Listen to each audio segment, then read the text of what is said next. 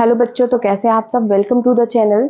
आज हम स्टार्ट करते हैं क्लास 12 का टॉपिक एड्स HIV। ठीक है, जो कि आपकी क्लास 12 का है, चैप्टर है ह्यूमन हेल्थ एंड डिजीज। ये बहुत इंपॉर्टेंट है, कई बार एग्जाम में भी आया, और जबकि इसके जो MCQ बेस्ड क्वेश्चंस होते हैं और छोटे क्वेश्चंस जो हैं वो आपके नीट के क्वेश्चंस हैं। बहुत इंपॉर्टेंट टॉपिक है। चलो इसके बारे में हम बात करते हैं। एड्स क्या है? Acquired immuno deficiency syndrome. यहाँ पर इसको एक्वायर्ड क्यों बोला, उसके साथ साथ हमने इम्यूनो डेफिशिएंसी क्यों बोला, एंड द सिंड्रोम, इन तीनों का मतलब हमें पता होना चाहिए। एक्वायर्ड मतलब कि एक्वायर्ड का मतलब होता है कि हम इसको अपनी लाइफ टाइम में कभी भी ये हमारे अंदर आ सकता है। ठीक है। इम्यूनो डेफिशिएंसी का मतलब क्या है कि इसमें हमारा इम्यून सिस्टम जो होता है वो वीक हो जाता है। एंड सिंड्रोम, मेजर क्वेश्चन है। सिंड्रोम का मतलब क्या होता है? Group of symptoms. जब हमारी बॉडी में बहुत सारे सिम्टम्स एक साथ शो हो जाते हैं तो हम उसको क्या बोल देते हैं? सिंड्रोम। ठीक है। अब हम बात करते हैं HIV की। HIV क्या है? एड्स का कॉजेटिव ऑर्गेनिज्म है। मींस एड्स को कौन कॉज कर रहा है? HIV। Full form human immuno deficiency virus. Same बात है, इम्यूनो डेफिशिएंसी क्यों बोला? क्योंकि भैया हमारे इम्यून सिस्टम को वीक कर देता है। वायरस है और ह्यूमंस में सबसे ज्यादा डिजीज कॉज कर रहा है।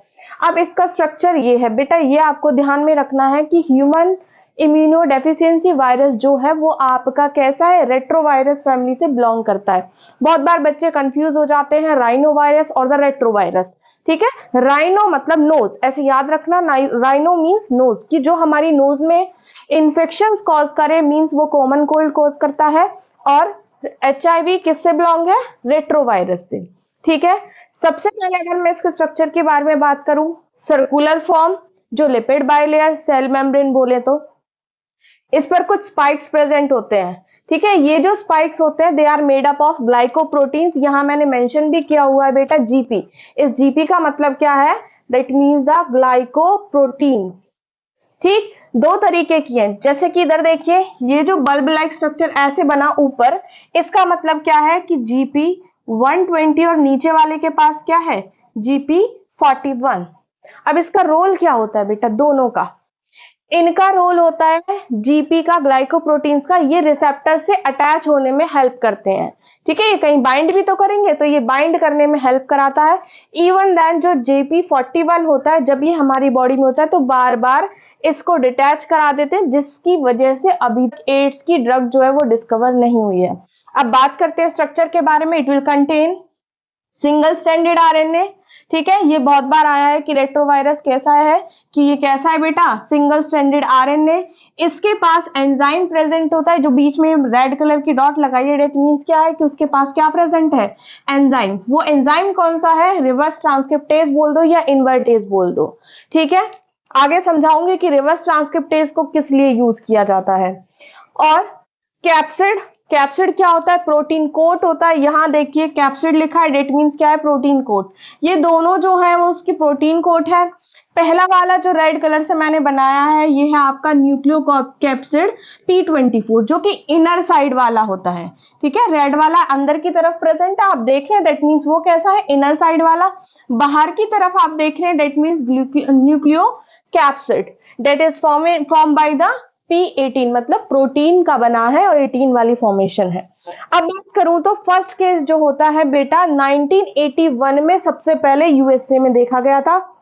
होमोसेक्सुअल के अंदर, जो गे कपल होते हैं उनके अंदर देखा गया था।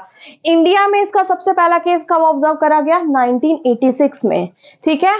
अब तक पूरी दुनिया में ये 25 मिलियन पर्सन्स को मार चुका है, जो एड्स है। ठीक है। मतलब इससे इन्फेक्टेड हो चुके हैं। अब बात करूं तो बेटा ट्रांसमिशन की, तो इसका ट्रांसमिशन किस तरीके से होता है? पहले क्या होता था कि इंजेक्शन लगवाने जाते थे तो एक ही सिरिंज को दूसरे को लगा दिया जाता था। अब उससे क्या है? ब्लड ट्रांसफ्यूजन हो गया। ठीक, पहली infected needles and the syringe, second है blood transfusion, and the third one is the mother to foetus. ठीक है। अगर मदर को होता है तो एज वेल एज टू वो फीटस जो होगा उसको ट्रांसफर हो जाता है। ठीक है। अनप्रोटेक्टेड सेक्स इज ऑल्सो, जब भी अनप्रोटेक्टेड सेक्स किया जाता है, अगर हमें नहीं पता हो दूसरा इन्फेक्टेड पर्सन हो, तो इसके थ्रू भी हमारी बॉडी में ट्रांसफर हो जाता है। लेकिन ये कांटेक्ट, नॉर्मल कांटेक्ट से कभी भी ट्रांसफर नहीं होता। जैसे कि हम हैंडशेक करें या हम कुछ शेयर करते हैं या खाना शेयर करते हैं, तो उससे नहीं होता। सिर्फ ओनली सेक्सुअल ट्रांसपोर्ट से ही ये ट्रांसफर होगा। ठीक है, अब भैया इसकी बात करी जाती है कि ये हमारी बॉडी में किस तरीके से ट्रांसफर होता है। ठीक है, तो इसका ट्रांसफर देखने के लिए हम यहां देखेंगे। सबसे पहले लाइफ साइकिल की बात करें तो हमारी जो सेल्स होती हैं बॉडी में, बहुत सारी सेल्स प्रेजेंट हैं जो हमारी इम्यूनिटी को बूस्ट करने में हेल्प करती है। हम उसके बारे में बात करते हैं। तो हमारी T helper cell, T cell जो सुना है, टी सेल्स का टाइप होती है मैक्रोफाज। ठीक है, सबसे पहले ये उसी सेल को इन्फेक्ट करता है। बहुत बार क्वेश्चन आया है नीट में, it is very very much important. क्यों कर रहा है? क्योंकि उसके पास कुछ ऐसा होगा, जैसे हम मानते हैं ना कि किसी भी लॉक को ओपन करने के लिए एक स्पेसिफिक की होती है। सेम वही बात कि भैया उसने मैक्रोफेज को क्यों इन्फेक्ट करा? क्यों करा? क्योंकि उसके पास कुछ रिसेप्टर्स प्रेजेंट थे, जिसे हमने क्या बोला, CD4। यहां पर CD का मतलब क्या है? Cluster of differentiation. ठीक है, फुल फॉर्म याद रखना, क्लस्टर ऑफ डिफरेंशिएशन। तो ये जो ग्लाइकोप्रोटीन्स अभी बताई थी, ये ग्लाइकोप्रोटीन्स इस रिसेप्टर से बाइंड अप हो जाती है। बाइंड अप होने के बाद ये इस मैक्रोफेज सेल के साइटोप्लाज्म में अपना सिंगल स्ट्रैंडेड RNA छोड़ देता है। ठीक है, मतलब होस्ट की सेल में अब ये एंटर कर गया। एंटर करने के बाद क्या हुआ, ये सिंगल स्ट्रैंडेड RNA जो है, इसके पास क्या था बेटा, हमने यहाँ पढ़ा था रिवर्स ट्रांसक्रिप्टेज एंजाइम। तो ये रिवर्स ट्रांसक्रिप्टेज एंजाइम क्या करता है, इसको वापस से डीएनए में चेंज कर देता है। इस कॉन्सेप्ट को पढ़िए। अब देखिए यहां पर बताती हूं, हम सेंट्रल डॉग्मा पढ़ते हैं जो क्रिक ने दिया था, मॉलिक्यूलर बेसिस ऑफ इनहेरिटेंस में हम इसको पढ़ते हैं। यहां लिखा होता है कि DNA, DNA to RNA, RNA to mRNA, that means protein. ठीक है, यहां बोला जाता है कि डीएनए से जब डीएनए बनता है उसे हम क्या बोल देते हैं, रेप्लिकेशन। डीएनए से जब आरएनए बनता है तो बेटा हम इसको क्या बोलते हैं, ट्रांसक्रिप्शन। क्या बोला जाता है, ट्रांसक्रिप्शन। और आरएनए से एमआरएनए बनाने को बोला जाता है ट्रांसलेशन। हमें पढ़ना क्या है कि हम यहाँ पढ़ रहे थे कि वायरस के पास आरएनए प्रेजेंट है, तो उसका आरएनए किस में वापस से चेंज करना होता है, डीएनए में। तो इस ट्रांसक्रिप्शन को रिवर्स कर दिया, तो इसीलिए इसके लिए एंजाइम कौन सा आया, रिवर्स ट्रांसक्रिप्टेज एंजाइम। इसको आप क्या भी पढ़ते हैं, इन्वर्टेज। ठीक है, उल्टा कर देना, इन्वर्ट कर देना। ठीक है, ये cDNA क्यों लिखा, cDNA का मतलब है कॉम्प्लीमेंट्री डीएनए बनाना, उसकी कॉपी बना देना। अब उसी को आपने क्या बोला, HIV DNA। अब ये HIV DNA हमारी मैक्रोफेज सेल के न्यूक्लियस में एंटर कर जाता है। ठीक है, जब न्यूक्लियस के अंदर एंटर कर गया तो भैया वहां तो हमारा ह्यूमन डीएनए भी प्रेजेंट था। ह्यूमन डीएनए के साथ ये HIV का डीएनए जो होता है वो बाइंड अप हो जाता है। मान लो ये ह्यूमन डीएनए और इसके साथ HIV का ये डीएनए बाइंड अप हो गया। बाइंड अप हुआ तो वो इन्फेक्टेड डीएनए बना, मतलब HIV का डीएनए ही बन गया। फिर ये क्या करेगा, इससे mRNA बनाएगा, मींस प्रोटीन्स बनाएगा। ठीक है, क्या बनाएगा, प्रोटीन्स बनाएगा। इसके बाद क्या होता है बेटा, कुछ मल्टीपल कॉपीज बनाता चला जाएगा जो कि HIV की होंगी। अब हमारी बॉडी में हमारा डीएनए सिंथेसाइज नहीं होगा, अब किसका डीएनए सिंथेसाइज होगा, ओनली HIV का, ह्यूमन इम्यूनो डेफिशिएंसी वायरस का। ठीक है, ये बहुत सारी मल्टीपल कॉपीज बनाता है। कौन बना रहा है कॉपी, मैक्रोफेज सेल। ठीक है, मैक्रोफेज सेल बना रही है, दैट मीन्स हम इस सेल को क्या बोल देते हैं, फैक्ट्री ऑफ HIV। तो भैया जब ये इतनी कॉपी बना देगी तो हम एक फैक्ट्री बोलेंगे, क्योंकि वो उसका प्रोडक्शन करा रही है लगातार, कॉन्टिन्यूअसली। ठीक है, अब यहां देखो बेटा, इसने जो mRNA बनाया, mRNA मीन्स क्या होता है, प्रोटीन्स।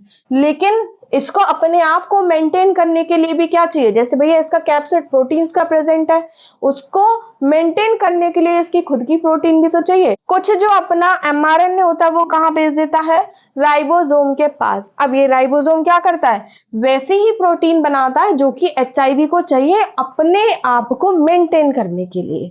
ठीक है, हम भी तो अपने बारे में कुछ भला सोचेंगे, जैसे उसने सोचा कि भैया वो भी वैसे ही प्रोटीन बनाएगा जैसा उसके स्ट्रक्चर को मेंटेन करा जा सके। क्लियर है?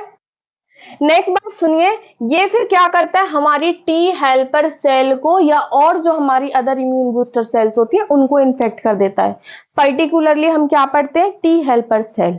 इसका मतलब क्या है बेटा, टी हेल्पर सेल को क्या बोला जाता है, हमारी बॉडी की वो सोल्जर्स होते हैं। ठीक है, जैसे बॉर्डर पे सैनिक खड़े रहते हैं, सेम वैसे वो भी हमारे लिए एकदम प्रॉपरली रेडी रहती हैं कि कोई भी इन्फेक्टेड पार्टिकल आएगा, मींस फॉरेन पार्टिकल आएगा, तो वो हमारी बॉडी को जब इन्फेक्ट करेगा तो उससे पहले ही भगाने की कोशिश करेंगे। सेम वैसे ये टी हेल्पर सेल्स होती हैं, ये भी क्या करती हैं, हमारे पार्टिकल, हमारी जो बॉडी होती है उसको डिफेंस करती हैं फ्रॉम द फॉरेन पार्टिकल्स। अब भैया ये एचआईवी क्या कर रहा है, ये पहले ही हमारी टी हेल्पर सेल को ही इन्फेक्ट कर देता है, जिससे उनका नंबर जो है वो लो हो जाता है। ठीक है, उनका नंबर हमारी बॉडी में जो प्रेजेंट है वो लो हो जाता है। नॉर्मली क्या होता है, 200 मिलीमीटर क्यूब से भी उनका नंबर अगर कम हो जाए, डेट मीन्स कि हमारी इम्यूनिटी बहुत ज्यादा वीक हो चुकी है, रिड्यूस हो गया भैया। क्लियर है? पहला क्वेश्चन नीट का फुल फॉर्म, उसके बाद भैया इसका जेनेटिक मटेरियल, उसके बाद कि भैया ये कहां पर किस फैमिली से बिलोंग करते हैं, लाइफ साइकिल में हमने पढ़ा कौन से रिसेप्टर्स प्रेजेंट होते हैं, रिवर्स ट्रांसक्रिप्टेज एंजाइम होता है, और इसने क्या बनाया बेटा, मल्टीपल कॉपीज बना दी एचआईवी की, तो इसीलिए हमने इसको क्या बोला, फैक्ट्री ऑफ राइबोसोम्स। क्या बोला, फैक्ट्री ऑफ राइबोसोम। क्लियर है? अब बात आ जाती है कि इसका हम डायग्नोसिस कैसे कराते हैं। डायग्नोसिस मतलब जैसे हमें कोई मलेरिया हो जाए, कोई हमें फीवर होता है, तो हम अपना ब्लड टेस्ट कराने जाते हैं। ठीक है, सेम वैसे ही इसके लिए एक स्पेसिफिक डायग्नोसिस मेथड बनाया गया है जिसे बोला जाता है एलाइजा। फुल फॉर्म बिल्कुल याद रखना, एलाइजा मींस क्या होता है, एंजाइम लिंक्ड इम्यूनोसॉर्बेंट एस्से।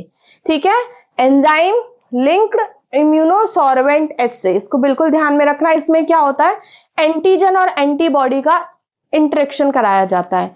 एंटीजन एंटीबॉडी का इंटरेक्शन कराने का मतलब है कि भैया आपको बाहर से, ये तो एंटीजन हमारी बॉडी में प्रेजेंट है, यहां देखिए, मान लीजिए एचआईवी का एंटीजन हमारे पास क्या है, प्रेजेंट है।